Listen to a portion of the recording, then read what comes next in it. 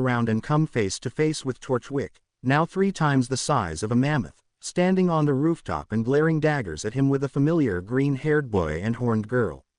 "If you want her, come and get her," Izuku announced as he held up the small thing in front of him like some enticing treat. For reference, if Torchwick stands on his hind legs, he comes eye to eye with Mount Lady. Torchwick wastes no time in shooting a fireball at the monster, making Overhaul use his giant arm to block it. The fire was so hot and intense that his arm exploded almost clean off and went up in fire despite being nosy stone and metal. Overhaul looked at the limb and saw how it burned to a stump and had calcified from the fire, knowing it was useless and could be regenerated. So he sheathed the stump and grew back a new limb. After the limb regrew, he saw how Torchwick spread its wings and took off into the air. Overhaul pursued the monster and roared, "You lizard! I'll kill you!" Egan and a few other scientists watched as the young man rode away on the back of the dragon, the girl in town with the monster man chasing after. Seeing the most pressing issue at hand walk away, he fell to the floor and sighed in relief. The damage to the facility had been enormous and nearly half of it was completely gone due to Overhaul's transformation or him just breaking it, and the other half sustained severe damage. Damaged, but not gone, something he was extremely grateful for. "Professor!" the voice of Honey screamed as she ran into the now open part of the laboratory. Her view of Egan looked dead for a moment, but once he sat up she looked much more relieved. Standing, the man said back, "Honey, are you okay?" The woman ran up to him with teary eyes as she nodded rapidly and answered, "I'm fine, but what is Dr. Midoriya doing on Torchwick with Eri? Aren't we supposed to be keeping her away from him?" The woman began to panic, but Egan took her hands and assured him, "Don't worry Miyazaki, he's got a plan." She sighs and replies, "I hope so." Looking out towards the open sky where the dragon took off towards the city, she lamented, "Oh doctor, you're so brave." "Gee, thanks Honey," Izuku's voice said behind her. Honey whipped around and grabbed the boy in a huge while yelling in happy relief, "Izuku." Remembering her status, she backed away and said more appropriately, "I mean, doctor." And airy. Hi. The little girl said back with a tiny shy wave.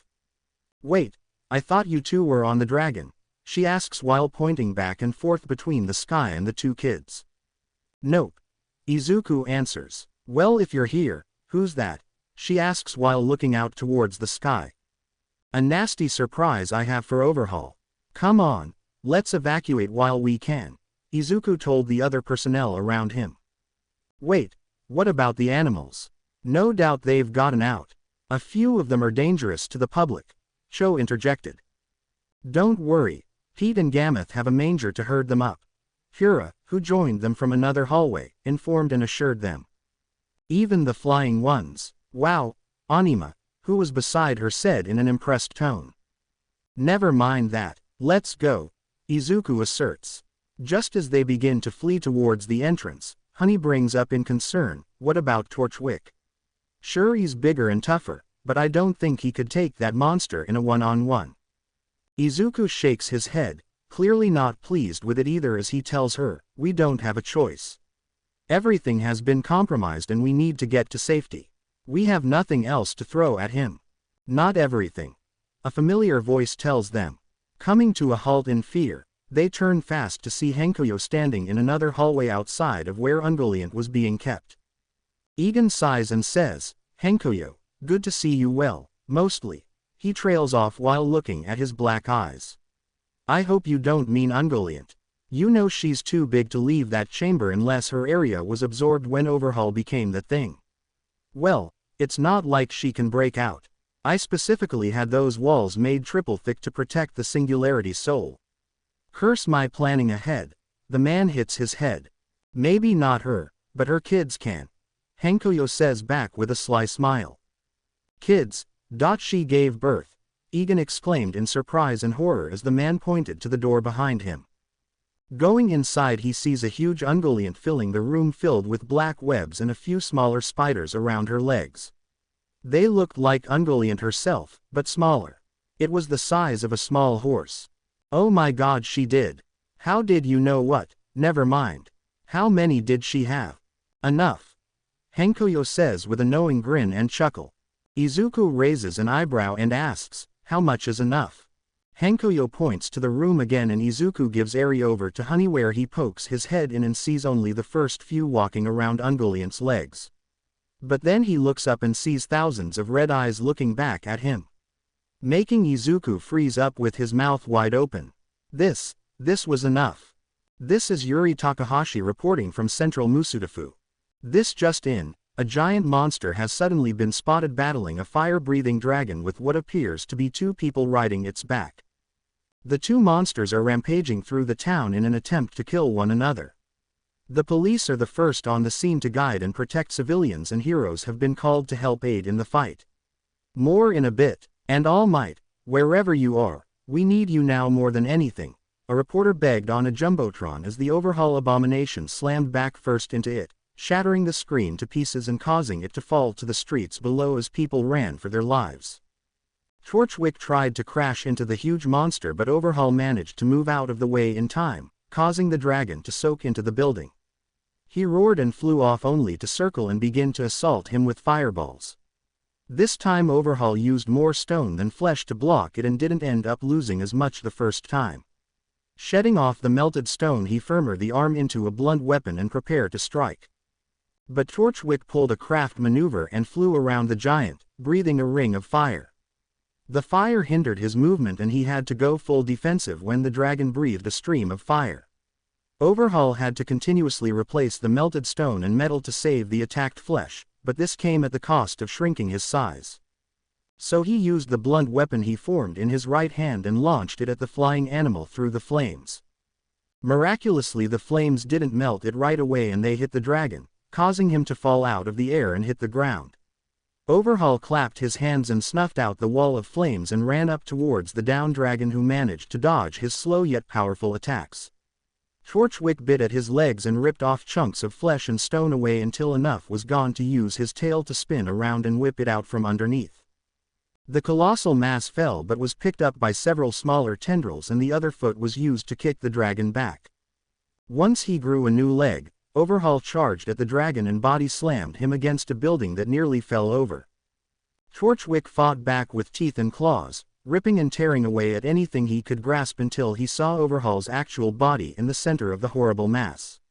He narrows his eyes and charges up a fire breath, only for one of the massive arms to grab his throat and stop the attack. Once pinned, Overhaul turned his mother's hand into a mishmash of sharp blades, looking like a morning star of sharp edges. Readying to strike the creature for good, he gloated on his victory. "You thought you could best me, animal. Thus will be the first and last time you do this to me. After I've finished killing you, I'll kill that doctor and take back the girl," he yelled at the struggling animal. However, just before he could run his weapon through the animal, his arm was caught by something and a lot of little things were climbing up his legs. Looking down, he saw a sight that nearly turned his blood cold. A huge horde of spiders that had his hand bound in webs and hundreds more climbing up and ripping pieces of his body away. He began to fight off the 8-legged invaders but quickly found himself losing grip on the dragon until he broke free and used his fire breath to cut the limb holding him back clean off. Overhaul couldn't train his focus in two places, and this indecision allowed the animal to work in a group. The spiders held down his feet and hit through it enough to where Torchwick grabbed the monster, ripping it off its legs into the air where it breathed a line of fire right on it before lifting it several hundred feet and dropping it to the street below. That's when the spiders surrounded it, holding Overhaul down with webs and taking chunks of softer chunks to firm his body. That's when Overhaul caused his body to shoot spikes from every place and quickly formed new limbs to break the webs and stand back up. But from all of this, Overhaul had significantly shrunken down. Now he was as tall as Torchwick when he stood up, making his fight even more troublesome, especially since his objective was just within reach, but hidden behind a massive sack of medieval flying meat. While they fought, Mount Lady, Death Arms, and Kamui Woods were running towards the kaiju-esque fight since they were the closest heroes to the scene. When they got in range, they saw how things were progressing and became understandably confused. "Hold the phone. I thought the report said that the meat thing was over 150 feet tall. But now it's eye level with me," Mount Lady observed from afar. "Who cares how big it's supposed to be? Our only objective is to take it down and keep the city from getting any more wrecked," Death Arms tells her firmly. But before he could rush into attack, he was held back by Kamui Woods and was told, "Aren't you forgetting about the giant fire-breathing dragon fighting the giant monster, and the spiders?" Mount Lady looked at the ground, saw the spiders, and began to dance on her tiptoes as she exclaimed, "Spiders! Ew, ew, ew. Gross, gross, gross. I didn't sign up for spiders." The two men below got shaken violently by her stomping until Kamui Woods jumped to her shoulder and tried to reassure her. "Calm down, Mount Lady, at your size they're the size of normal ones." "If by normal you mean bird-eating tarantula-sized," she shot back sarcastically. "So which do we fight first?" Death Arms broached the subject of their predicament. Kamui Woods was about to suggest it until he saw Torchwick blow out a stream of fire against the giant's back, causing a considerable chunk to melt clean off. A chunk so hot that when it landed by some trees it caused them to burst into flames. He shook with fear and affirmed, "Not the dragon." Then Mount Lady took a look at the giant and observed, "Hey, I see something in the center of the giant's chest. Is that a person?" Kamui Woods took out a pair of binoculars and searched the giant's chest. There he saw the face of a person, and recognizing it he asked aloud, "Hold on, is that Yakuza boss?" He focused closer and saw his plague doctor mask and said with surprise, "It is." "Well, I guess we're helping the dragon." Death Arms shrugs. "Never thought I'd see the day when the dragon was the one who was fighting with the princess instead of kidnapping her," Mount Lady stated while twirling her hair. Death Arms rolls his eyes and tells her firmly, "Get your head out of the clouds and get ready to fight." The three heroes then run off to engage the monster. Mount Lady ran by herself while Kamui Woods swung by his arms and carried Death Arms. As they ran to them, Overhaul had managed to grab Torchwick by his wings, spin him around, and throw him at a building. Torchwick crashed but managed to grab hold of the structure to keep himself from hitting the ground. Overhaul then turned both arms into sharp blades and readied to fire them off. However, he never got the chance as Mount Lady drop kicked him so hard he fell to his side. As he tried to get back up, Kamui Woods threw death arms at the giant's human center. There he flew towards the villain with a massive punch. But Overhaul saw this and created a cage of metal around him, leaving the hero to mercilessly wail on it. As the giant got up to its feet, Kamui, with the aid of the remaining spiders, once again locked his feet into place as Mount Lady closed the giant's arms behind himself.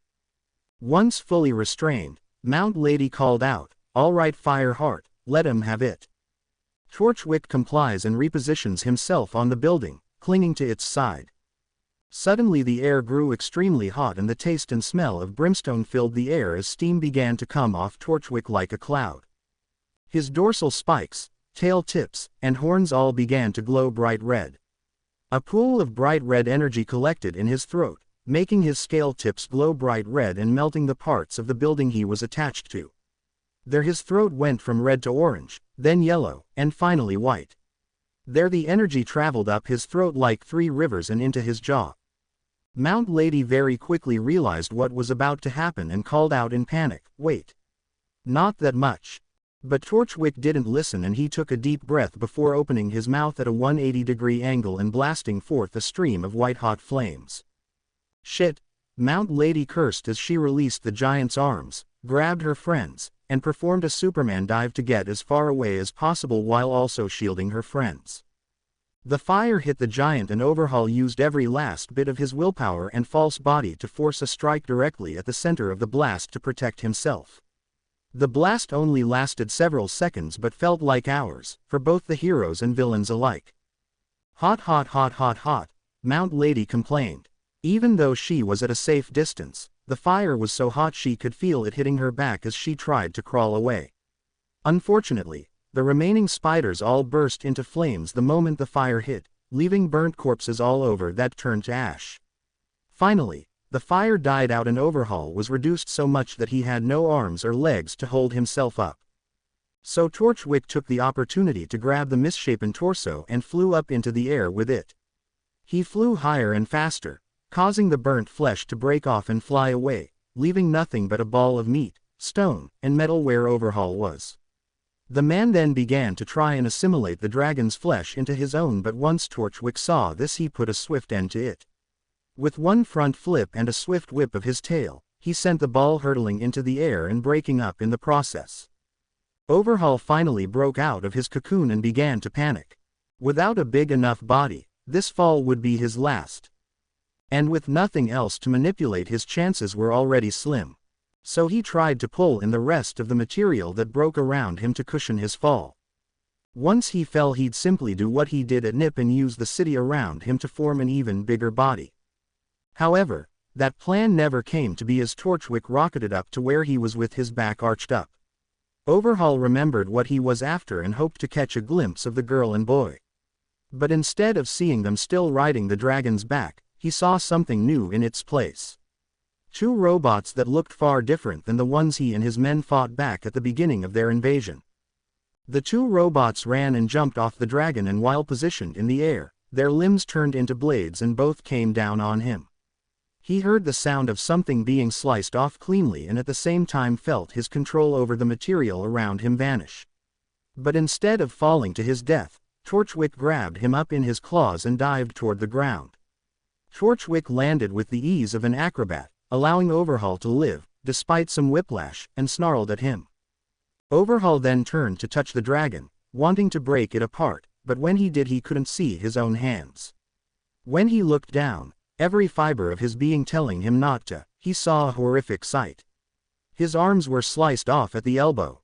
Seeing his panicked face, Torchwick roared into the air, sounding off his victory as the weight of what he lost hit Overhaul like a truck. Before he could begin to spiral, the 2 robots from before loomed over him.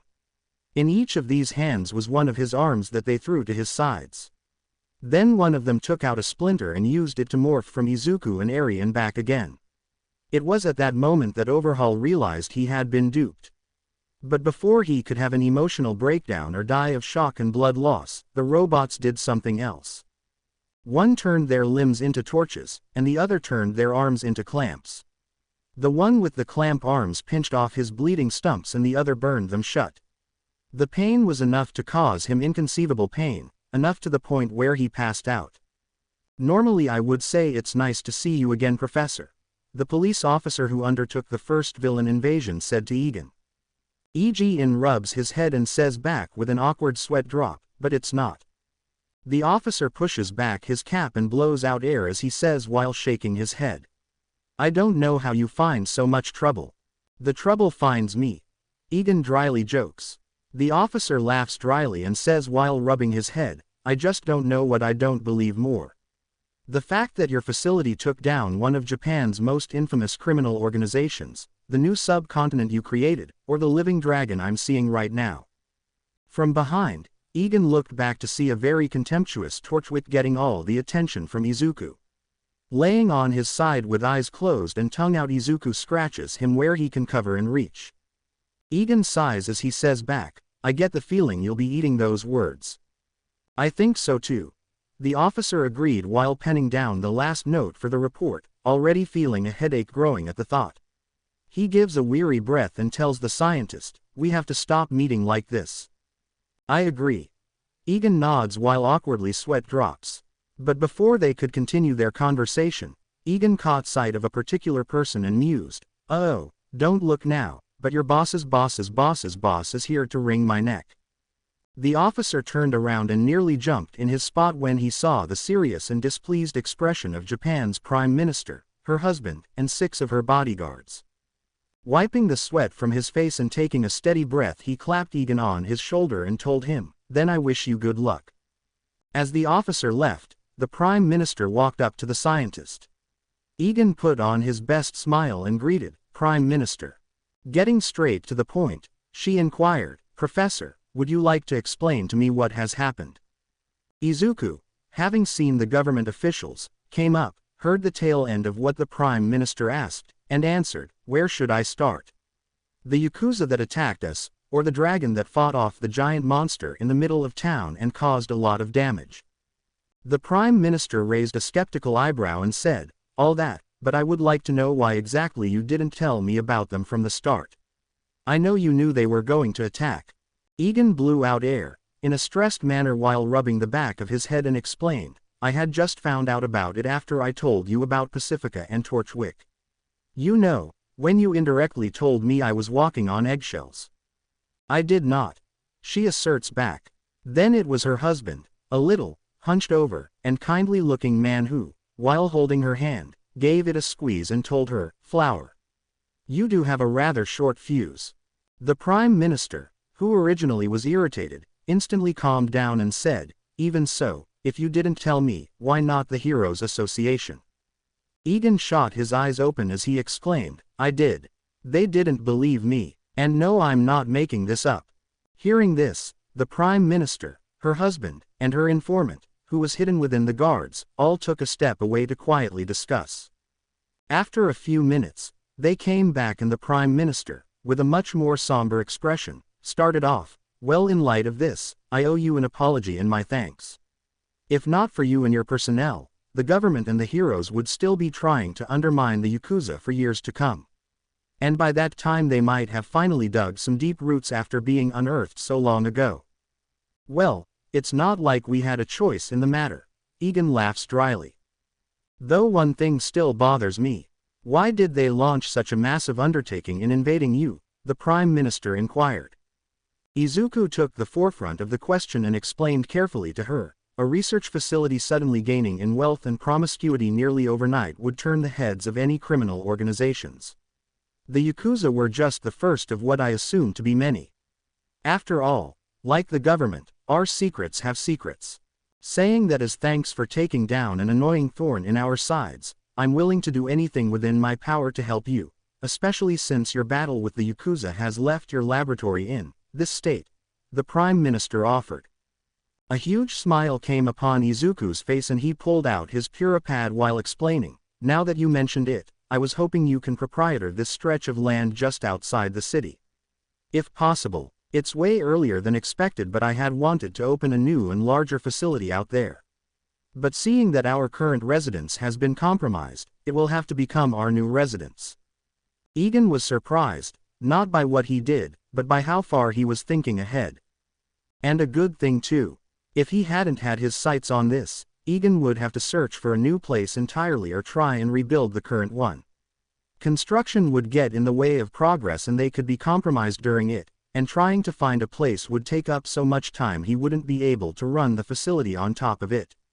And knowing Izuku, he probably already had several different schematics for the building. While he was ruffling his head with a smile, the Prime Minister told him, "Consider it yours.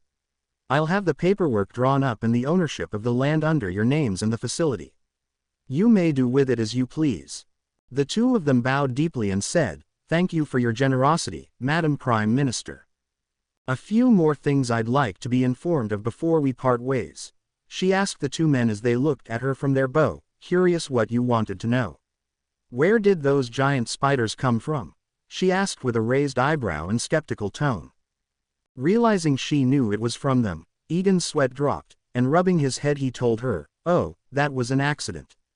But don't worry, the brood mother will be sent off to the Pacific alongside Torchwick and the many other animals we've created.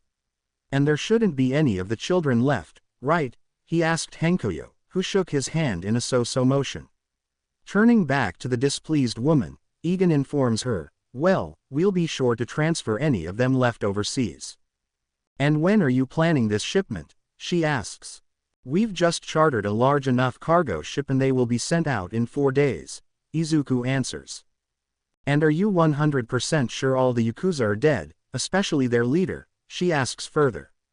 "All of them were killed in the lab and their bodies used to form that giant thing that attacked the city. As for the leader, there is no doubt that he was incinerated by Torchwick. The only survivor is that one over there," Egan answered while pointing over to Starro Rappa, who was bound in cuff and quirk restraints. "And the giant starfish on his chest?" the Prime Minister's husband inquired. "Oh, something new we've been experimenting with. Don't worry, the Yakuza is harmless so long as the starfish is still attached." "Well, retrieve it now," Egan assured them. Pura, who heard what he said, pulled them off to the side and told him in a hushed voice, "Sir, we don't know if Starro will have the same effect as his copies." "No time like the present," Egan disconcertedly shrugged. "Even if the huge man did die, it's not like he would have been missed." But much to their surprise, when Izuku walked over to the starfish alien, it detached from his chest and jumped into the boy's arms. Afterward, Rappa fell to his knees and began to groan as if coming out of a lucid and heavy dream. Egan breathed a sigh of relief at not having to let everyone watch a grown man have his chest cavity ripped out and said with a chipper tone, "See. Total fine." Finally coming to his senses, Rappa asked half-dazed, "What happened?" One of the officers who had Rappa detained, told him, "The Yakuza have been destroyed and you're under arrest, Kendo Rappa."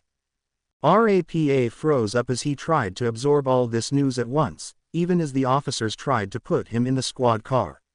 That is until he broke out of his trance and proclaimed, "Sweet. I have no more ties. Hey, where is that fight lady?" he half yelled in excitement as he looked around to find Cho. When he caught sight of her, he yelled, "There you are. Hey, marry me." "Oh boy, here we go," Cho said in exasperation as she was being tended to by Chopper. "Hey, you're in charge, hire me," Rappa suddenly shouted to Egan as the officers fought against his strength to try and place him in the car. "I'm serious, I'll even do it for half off," he shouted his offer as the officers finally managed to get him in and drive off. Once gone, Izuku, Egan, the Prime Minister, her husband, and the guards all looked at one another in awkward silence until Egan broke the ice by saying, "Well, that was something." The Prime Minister cleared her throat and said before leaving, "Have a good day, Professor, Doctor. I'll send some contractors to help assess and clean up your building." "Thank you again, Madam Prime Minister," the two scientists said in unison. Once the highest body of government was out of sight, Izuku whispered to Egan, "You're not gonna tell her about Eri?" Egan fervently shook his head and told him, "Torchwick and Pacifica were going to be known at some point, no matter how well we tried to hide it. But I ain't letting the government get a whiff of that girl if it's the last thing I do." Thinking back to where he left Eri in the building with some of the girls to watch over her. To be continued. I hope you enjoyed this story. Also remember to subscribe and like this video. See you in the next video.